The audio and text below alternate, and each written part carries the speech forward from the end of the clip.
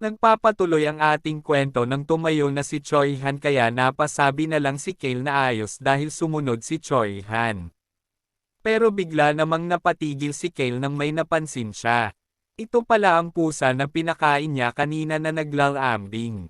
Kaya napaisip na lang siya na ayaw niya daw sa pusa pero ang isang ito ay napaka-cute. Bigla naman siyang napatingin kay Choi Han kaya napasabi na lang siya sa sarili niya na siguro hindi niya pwedeng baliwalain ito ngayon. Kaya hinawakan ni Kale ang pusa at sinabi sa mga ito na sa tingin niya daw ay gusto siya ng mga ito. Pero kailangan niya nang umalis ngayon. Kaya magkikita na lang sila sa susunod, kumiyaw naman ang mga pusa na parang sumang-ayon ang mga ito. Ilang sandali lang ay sabay nang umalis ang mga pusa. Napabuntong hininga naman si Kale dito. Kaya nagpatuloy na sa paglalakad si Kale at Choi Han. Makikita naman natin ang isang bahay at napatigil naman sila Kale dito. Kaya napasabi na lang si Kale sa sarili niya na kumikilos daw siya na parang walang napapansin pero si Choi Han daw ay sinusuri siya, sabay tanong kung anong ginagawa nito. Sumiryoso naman si Choi Han kaya napasabi na lang si Kale na sinusuri ba siya nito kung madali ba siyang kalaban o hindi para patayin. Dahil hindi nagsalita si Choi Han ay sinabihan niya ito kung tutuloy ba ito o hindi. May bigla namang tumawag kay Kale na young master kaya napalingon siya sa mga ito. Ito pala ang dalawang sundalo na nagbabante. Kaya napasabi na lang sila na hindi ba daw nila mapigilan ang young master na umalis. Napapikit naman si Kale sa pinag-uusapan ng mga taga-bantay dahil napaka-weird daw na marinig ang mga reklamo ng mga ito. Ilang sandali lang ay pumasok na sila Kale at Choi Han tahanan nila Kale. Binati naman si Kale ng butler na si Ron ng maligayang pagbabalik. Nagpasalamat naman si Kale dito at napaisip na hinintay talaga si ni Ron. Kaya nakakatakot talaga ang matandang ito. Napatingin naman si Ron sa kasama ni Kale. At ganun din naman si Choi Han ay tinitingnan si Ron na parang may nararamdamang kakaiba na parang sinusukat ang kakayahan ng bawat isa. Kaya naramamdaman na lang ni Kale ang tension sa dalawa na parang nagpapalabas ng ora ang bawat isa. Kaya sinabihan niya na lang si Choi Han na sundan siya. Sa pag-akyat naman ni Kale sa itaas ng bahay nila ay tinanong siya ni Ron kung anong nangyayari. Dahil siya na daw ang bahala sa guest kung sasabihin ng young master ang mga kailangan. Sinagot naman siya ni Kale na hindi na kailangan. Napasabi na lang si Kale na nagkita na daw ang dalawa at siguro daw ay maging maayos ang lahat. Binati naman ng isang tagapaglingkod si Kale. Ito pala si Deputy Butler Hans. Tinanong naman si Kale ni Hans na nakabalik daw ito sa araw na to pagkatapos uminom ng alak. Napabuntong hininga naman si Kale dito dahil ito pala ang responsible sa kanya. Ilinabas naman ni Kale ang buti ng alak na ikinagulat ni Hans dahil akala nito na babatuhin siya ng ating bida. Sinabihan naman siya ni Kale na kunin niya ang bottle ng alak. Sumang-ayon naman si Hans dito na pinagpapawisan at namumula dahil sa kanyang reaksyon. Biniro naman ito ni Kale na itatapon niya daw ito sa susunod sa kanya. Kaya napatawag na lang si Hans na young master at kung saan daw ito pupunta. Hindi naman ito sinagot ni Kale at napunta tayo sa kitchen. Napasabi naman si Kale na mayroon pa daw kailangan makita ni Choi Han sa araw na ito. Napangiti naman si Kale dahil dumating na ang sinasabi niya. Ito pala ay isang assassin rin ang anak ni Ron, si Bea Crocs. At sunod din itong kakaibang tao dahil patuloy pa rin ito sa pagluluto ng pagkain sa ganyang hitsura at sa kanyang kamay. Kailangan makita ni Choi Han ang taong ito dahil kung makita ni Bea Crocs ang kakayahan ni Choi Han kung magtangkang itong saktan siya, ay mapapahanga ito at mag-decide na sundan si Choi Han. At kung magkaganoon ay double effect na. Dahil kung aalis ito kasama si Choi Han ang kanyang ama ay susunod rin. Napangiti naman si Kale sa kanyang naiisip dahil gusto niya nang mawala ang mga delikadong tao na nakapaligid sa kanya. Inakbayan naman ni Kale si Choi Han at sinabihan niya si Bea Crocs na bigyan niya si Choi Han na makakain. Nagsalita naman si Bea Crocs ng excuse me. Dahil sa pagkaseryoso ni Bea Crocs ay napasabi na lang siya na bakit hindi dito bitawan ang kutsilyo sambit niya sa kanyang isipan. Sinagot naman agad ni Kale na bigyan niya si Choi Han ng pagkain dahil nagugutom na ito. Sumang-ayon naman ito sa kanyang young master habang napabuntong hininga. Napasabi na lang si Kale na si Choi Han at si Ron at ngayon si Bea Crocs. Ngumiti naman si Kale ng kakaiba dahil ngayon daw ay konektado na ang mga ito sa isa't isa. Tugtong pa ni Kale na ipaghanda rin daw siya dahil nagugutom rin siya. At dapat daw ay high quality ang pagkain. Dahil ang steak daw na niluto nito kahapon ay napakasarap ng lasa. Kaya napakagaling nito na chef pero tahimik lang naman ito na nakatingin kay Kale. Habang papalabas si Kale ay sinabihan niya si Bea Crocs na yung ganoong klase ng steak ay nagpapasarap ng pagkain kaya maghandaw daw ito ng mabilis. Bigla naman siyang tinawag ng deputy butler na si Hans, na kung anong gagawin daw sa kanilang guest. Sinagot naman ito ni Kale na sa tingin niya daw ay kanya itong guest kaya ipapaubayan niya ito kay Hans. At sa isip naman ni Kale na ngayon daw ang tatlong ay nagkita na kaya ang trabaho niya sa araw na ito ay tapos na. At kung hindi daw ito gagana ay gagawin niyang si Choi Han ay makakabagbag ng isang tao. At masasaksihan ito ni Bea Crocs. Sinabihan naman ni Kale si Hans na dalhin ang kanyang pagkain sa chamber paghanda na. Napatingin naman si Hans kay Kale ng seryoso. Maya-maya pa ay napunta tayo sa isang silid. Ito pala si Hans na ini-report nito ang ginawa ni Kale. Na pumunta ito sa Flynn Merchant Guild sa illegitimate son ng tea shop. At pagdadala nito sa bahay ng binatang walang pagkakilanlan. Kaya nagtaka na lang ang ama ni Kale dahil uminom lang daw ito ngayon ng kaunting alak at malinaw peren ang pag-iisip. At kung pasusundan pa ba daw nila ito? Pero hindi na daw kailangan. Dahil as long as manatili ito sa city ay ang lahat ng gagawin nito ay under sa kanyang jurisdiction. Kaya obserbahan lang daw ito at e-report sa kanya tulad ng dati. Sumang-ayon naman si Hans dahil naiintindihan niya daw sa bayuko sa Count. Hindi naman na nakapagsalita ang Count at natulala ng ito dahil nagbago na daw si Kale. Nagpapatuloy ang ating kwento sa Count na nag-iisip dahil si Kale ay kakaiba na sa normal nitong ginagawa. Hindi ito matalino o malakas pero ang kayang action ay napakakakaiba kaysa dati. Tinawag naman na i-Count si Hans sumagot naman ito agad. Inutosan naman ito ng Count na dalhin sa kanya ang lahat ng importation about sa illegitimate son ng Flynn. Yumuko naman si Hans sa Count na nagsasabi na naiintindihan niya. Sa loob naman ng opisina ng Count ay nakatayo ang Count. At nag-iisip nga ito habang nakatingin sa salamin dahil si Kale daw ay nagbago na lang bigla. Pero ang atmosphere sa continent ay lalong naging delikado. Ang tahanan ng Henetos ay pinoproteksyonan kaya swerte na lumaki ito ng paunti-unti. Kaya hindi na kailangan na ma-record ito sa kasaysayan. Kundi mamuhay lang ng payapa at masaya. Kaya tumayo na ang Count dahil kailangan niya na daw ng reinforce sa pader ng city. Sa ating bida naman ay iba ang kanyang pakiramdam dahil haggard nga ito. Dagdagan pa ni Ron na dinalhan siya lagi ng lemonade na lalong nagpapalala sa kanyang kalagayan. Sinabihan naman siya ni Ron na napakaingay ng tulog nito kaya hindi na siya gin icing. Napansin naman ni Kale ang binda sa lig kaya tinanong niya ito kung nasugatan ba ang leeg nito. Ngumiti naman si Ron dahil kung nag-alala ba daw si Kale sa kanya. Habang inaabot ang lemonade na hindi mayroon lang hindi magandang nangyari. At wala lang yun habang iniisip ang sagupaan nila kagabi. Tugtong pa ni Ron na kinalmat lang daw siya ng pusa. Sa isip naman ni Kale na kung ang pusa ba ay katulad sa innocenting tao. Habang inaabot ni Kale ang tasa ay tinanong ito kung aalis ba ito. Sumang-ayon naman si Kale dahil may aasikasohin pa daw siya sa labas. Sumagot naman si Ron na iintindihan niya daw pero young master. Napatigil naman si Kale sa balak niyang pagbukas ng pinto.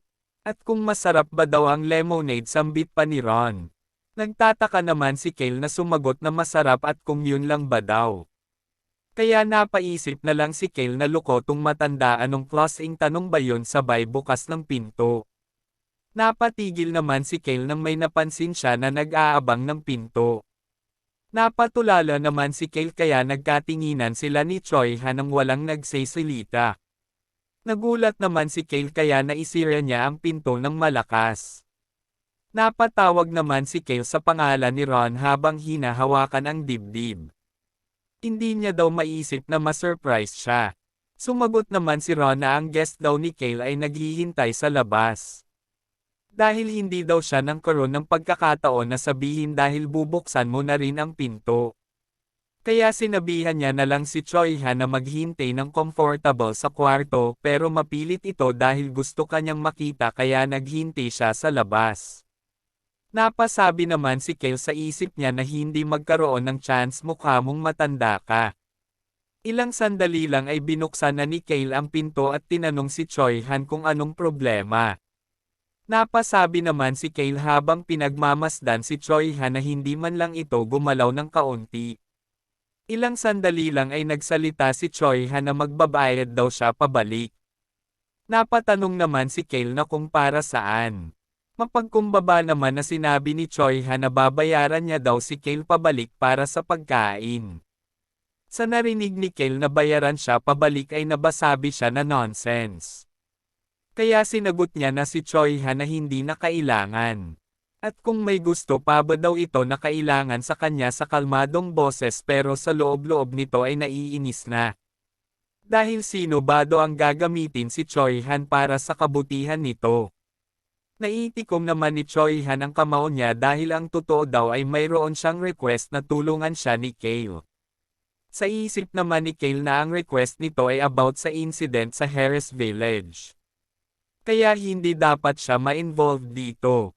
Kaya, sinabihan niya ito na sabihin niya na lang ang request nito kay Hans. Dahil talented yun na deputy butler. At kaya kanyang tulungan sa anumang request mo. At saka by the way si Ron ay talented din habang inakbayan ito ni Kale. Patuloy niya pa na makikinig din ito sa request mo. Kaya sinabihan ni Kale si Ron na tulungan niya si Choi Han sa kanyang mabuting kakayahan dahil guest natin siya. Hindi naman nakapagsalita si Choi Han dito dahil pribado ang request niya kay Kale. Nagsalita naman bigla si Choi Han na hindi pa daw siya kilala ni Kale. Sumagot naman si Kale na bakit kailangan malaman niya pa kung sino siya. At kung ito ba daw ang rason para tumulong sa isang tao. Nangangailangan. Dahil base daw sa sitwasyon nito ay nagdadalawang isip siya na magtanong ng mahirap. Pero well kung mayroong mahirap doon ay makakasiguro naman siya na kayang i-handle iyon ni Hans. At kung wala na ay aalis na siya dahil busy siya. Sabay alis dahil kailangan niya daw kunin ang allowance niya since gagastos din naman siya ng maraming pera. Napatigil naman bigla si Kale nang tawagin siya ni Ron ng young master. Napalingon naman si Kale dito kaya sinabi sa kanya ni Ron na gagawin niya lahat ng iniutos niya. Sa sinabi ni Ron ay napaisip siya na gawin ang lahat ng gusto niya. Ang pagpunta sa mga mahihirap na magkasama ay yun ang gagawin ng protagonist na gawin kasama ang mga kasamahan nito. Sa pag-alis naman ni Kale ay napasabi na lang ang matandang si Ron na interesting. Dahil yung walang takot daw na maliit na aso ay ayaw ng mga panlasang bagay. Ayaw niya ito ngayon pero ininom niya peren. Bigla namang ngumiti si Ron dahil ang walang takot na maliit na aso ay natakot. At kung mayroon kaya itong nalalaman sa kanya. Tinawag niya naman si Choi Han. Kaya napasabi na lang si Choi Han na manguna ito ng daan. Habang sa isip naman ni Choi Han na pinagpapawisan mamasdan ang matandang si Ron ay nakakaamoy daw siya ng dugo rito. Pero umanasta itong malinis. Sumagot naman si Ron na sige habang sa isip niya na ang pasaway na ta ay parang kakaiba.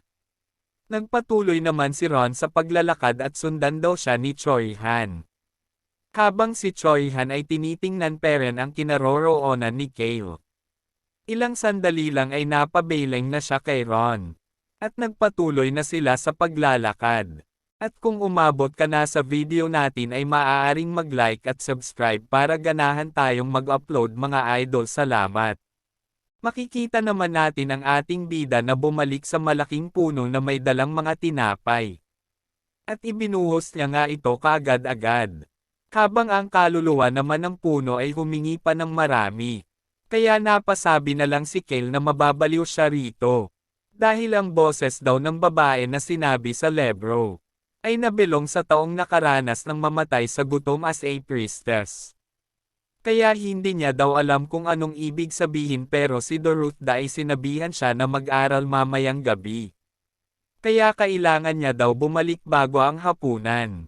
Napapikit naman si Kale nang may pagkadismaya dahil kalahati lang daw kaya kailangan niyang magmadali. Dahil plano niya masatisfy ang 3 gluttony sa araw na to. Napatingin naman si Kale sa 2 bata. Habang ang mga bata ay patuloy parent sa pagkain ng tinapay na binigay ni Kale. Kaya napailing-iling na lang siyang pinagmamasdan ito. Since naubos niya na ang stock ng tinapay kahapon sa bakery. Kaya kailangan niya pa ng oras na maghanda para maanda ang maraming tinapay. Ang gagawin niya na lang ay humanap ng mga bagong bakery. Nakuha naman ang atensyon ni Kale nang may tumawag sa kanya na young master. Dahil mayroon daw siyang maraming tinapay sa bakery. Sa isip naman ni Kale na ang babaeng ito ay alam kung paano tumatakbo ang business. Kaya hinagisan niya na ito ng isang gintong barya at ibigay daw sa kanya ang mayroon ito. Tuwang-tuwa naman ang babae na sumang-ayon. At masaya nga niyang tiningnan ang bayad ni Kale dahil alam niyang sobre-sobre ito. Kaya sinabihan niya si Kale na maghintay daw ito ng sandali. At ilang sandali nga lang ay ilinapag na ng babae ang isang sako ng tinapay. Napahanga naman si Kale dito dahil napakabilis daw kaya napakagaling daw talaga ng babae magbinta. Nagsalita naman ang babae na maghahanda pa daw siya ng mararami mamaya. Napakomento naman si Kale na parang nagugustuhan niya na ang babae sa ginagawa nito. May bigla namang kumuha ng atensyon ni Kale nang may tumawag sa kanyang young master dahil naghanda daw sila ng marami kaysa hawak niya. Pinipitan naman ito ni Kale na kung totoo ba daw dahil bibisita daw siya sa susunod sa bakery nito kaya ihanda niya daw ang bag habang inabot naman ni Kale ang kabayaran sa lalaki. Kaya napasabi na lang siya na bibisita siya sa 3 bakery bukas para makuha ang mga tinapay. At salamat daw na ang lahat ng bagay ay naging advance at mabilis. Habang naglalakad si Kale na dala-dala ang mga tinapay ay may nagmamasid naman sa kanya.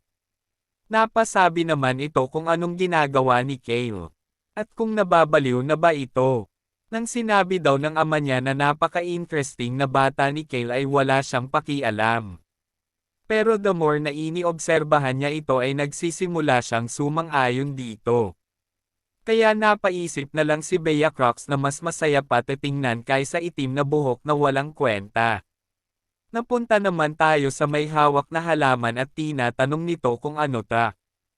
Tungtong pa ng bata na hindi ito tinapay. Sinagot naman siya ni Kale na ano ngayon. Kaya pinapalis na ni Kale ang mga bata sa kanyang dinadaanan.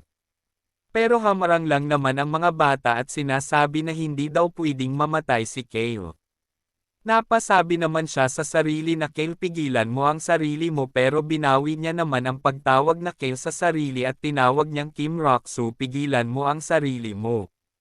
Kaya tiningnan na lang ni Kale ang mga bata dahil mga orphan na daw ang mga ito at walang kahit anong pangalan. Kaya napakaraming tao ang nagpapakita rito ng sympathy.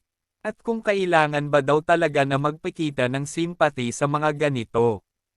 Dahil mayroong time na ma-misunderstand ang kanilang sinasabi. At pagkatapos na lumaki ay naiintindihan niya kaya ito. Ilang sandali lang ay napabuntong hininga si Kale dahil napaka-annoying daw nito. Nag-iiba ang pakiramdam niya pag nakakita siya ng mga bata na nasasaktat at miserable. Pero hindi ibig sabihin na kukunin niya ang mga ito sa kanyang pewder. Kaya sinabihan na lang ni Kale ang mga bata na hindi siya mamatay. Ilang sandali lang ay nagpatuloy ng binubuhos ni Kale ang mga tinapay sa butas ng puno. Habang maririnig ang boses na gusto pa daw niya ng marami. Matapos sa ginagawa ng ating bida ay napasabi na lang siya na pakiramdam niya daw na ang kadiliman ay unti-unti nang lumiwanag. Kaya sa tingin niya daw ang kanyang pera na ginastos ay hindi nasayang. Napatingin naman si Kale sa likuran niya at kung umalis na ba daw ang mga pasaway na bata. Kaya mabuti na daw ang pakiramdam niya dahil hindi niya na nakikita ang may sugat na bata. May lumapit naman ang dalawang pusa kay Kale. Di ba ito yung pusa kahapon? Hindi ako nila naalala, di ba? Habang sumunod ang dalawang pusa sa kanya pero patuloy lang sa paglalakad si Kale. Kaya napasabi na lang si Kale na ayaw niya na maabala pa. Napunta naman tayo sa magarang bahay. Habang maririnig natin ang isang boses na pwede ba daw ulitin ito ang sinasabi niya. Ito pala si Kale at ang kapatid niya. Na sinasabihan na yes Kale kailangan nitong pumunta sa capital para mag-represent sa kanilang pamilya. Kaya napasabi na lang si Kale na seryoso sa capital habang pinagpapawisan. Yun talaga ang dapat mangyari dahil ito ang panganay na anak sa kanilang pamilya. Dahil ang Crown ay maghahanda ng malaking event at ngayon daw ay ang mga anak ng noble na pamilya ang inimbitahan sambit ng ama ni Kale. Tugtong pa ng count na ang kanilang pupuntahan daw na event ay kakaiba dahil hindi sila nakapunta ng mahigit 2 taon pero umaasa daw siya na pupunta sila sa oras na to.